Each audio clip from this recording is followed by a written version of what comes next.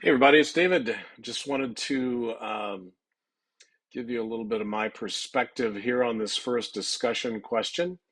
I've always thought that organizational behavior classes uh, should also be a component of a psychology degree.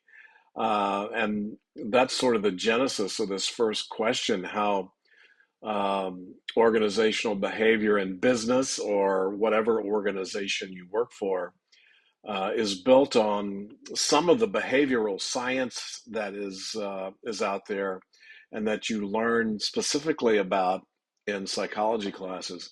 And so this particular question talked about what are these behavioral foundations, if you will. And so some of the behavioral science foundations are obviously psychology, and then social psychology, sociology, and then anthropology. And so that was the way that the textbook pulled all of those things together.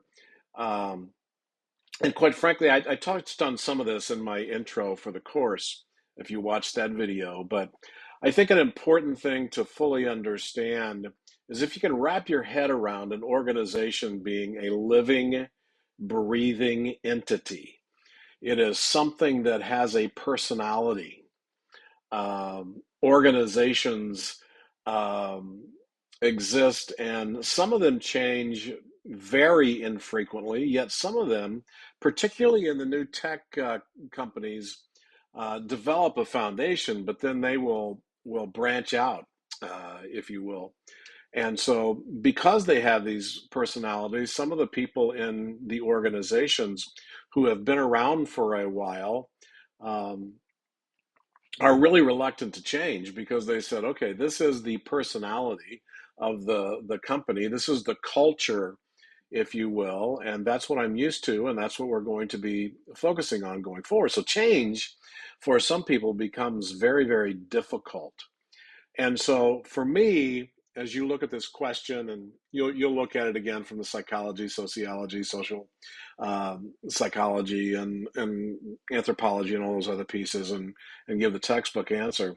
The key thing to me is to understand and recognize that these organizations are living, breathing entities, and because of that, what can you do? What's going to be a challenge for leadership? What's going to be a challenge for those who have to follow what the leaders do, particularly when change is around the corner? Okay, so just a few comments this week. I look forward to hearing what you have to say. Take care.